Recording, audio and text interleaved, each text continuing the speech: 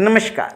इन खबर में आपका स्वागत है। 5 राज्यों में हो रहे विधानसभा चुनाव में मध्य प्रदेश, राजस्थान और छत्तीसगढ़ में कांग्रेस बीजेपी में आमने सामने का मुकाबला है। छत्तीसगढ़ में कांग्रेस के सामने सबसे बड़ी चुनौती है सत्ता बरकरार रखने की, जबकि बीजेपी के सामने चैलेंज है सत्ता छीनने की।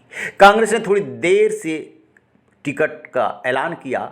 नवरात्र के पहले दिन 30 उम्मीदवारों की सूची जारी की थी और अब उसने 53 उम्मीदवारों की सूची जारी की है, जिसमें 9 विधायकों और एक पूर्व मंत्री का टिकट काट दिया गया है।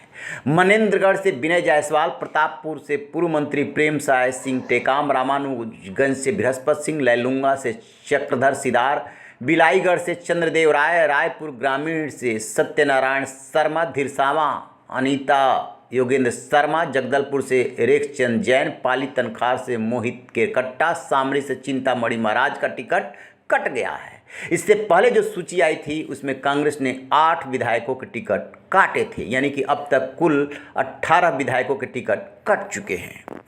पहले की सूची में नवागढ़ से विधायक रहे गुरदयाल सिंह बंजारे का टिकट काटकर कैबिनेट मंत्री रुद्र कुमार को टिकट दिया गया। रुद्र कुमार इससे पहले अहिवारा सीट से चुनाव लड़ी थी, उनकी सीट बदली गई। इसके अलावा पंडरिया विधानसभा से ममता चंद्राकर का टिकट कटा। डोंगरगढ़ से भुवनेश्वर सिंह बघेल, खुज्जी से छन्नी साहू, अंतागढ़ से अनूप नाग, कांकेर से शिशुपाल सोरी, चित्रकूट से राजमन बेजाम और दंतेवाड़ा से देवत कर्मी की जगह उन्हीं के बेटे छविंद कर्म को टिकट दिया गया।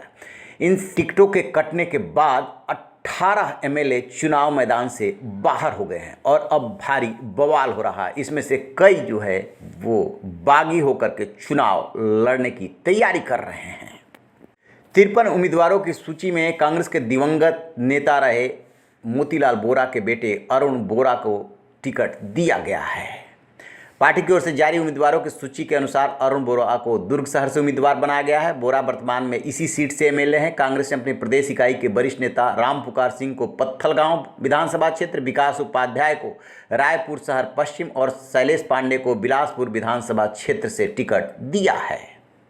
सीएम भूपेश बघेल और डिप्टी सीएम टीएस सिंहदेव पहली ही सूची में स्थान पा गए थे, यानी उनके टिकटों का ऐलान हो गया था। मुख्यमंत्री बघेल अपने वर्तमान विधानसभा क्षेत्र पाटन से चुनाव लड़ रहे हैं, जहां उनका मुकाबला बीजेपी के उम्मीदवार और उनके रिश्तेदार विजय बघेल से होगा।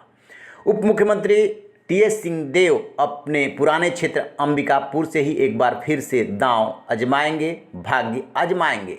राज्य के गृह मंत्री ताम्र ध्वज साहू को दुर्ग ग्रामीण, विधानसभा अध्यक्ष चरणदास महंत को शक्ति और पूर्व प्रदेश अध्यक्ष मोहन मरकाम को कोडागांव से टिकट दिया गया है। छत्तीसगढ़ की कुल 90 विधानसभा सीटों के लिए 2 चरणों में 7 और 17 नवंबर को मतदान होना है और गिनती 3 दिसंबर को होगी, यानी कि अन्य 4 राज्यों के साथ ही यहाँ का भी रिजल्ट आएगा।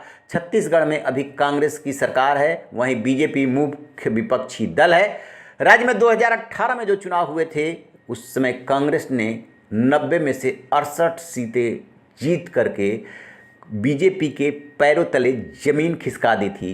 15 साल बाद कांग्रेस ने सत्ता में वापसी की थी और 15 साल बाद बीजेपी सत्ता से बेदखल हो गई थी। तभी से वो प्रयास कर रही है कि कैसे इस बार सत्ता हासिल की जाए, लेकिन जिस तरीके से भूपेश बघेल ने नीतियाँ बनाई और उसे इम्प्लीमेंट किया, बीजेपी की चुनौती बढ़ गई है। कांग्रेस की पुरजोर कोशिश है कि इस बार भी सत्ता हासिल की जाए।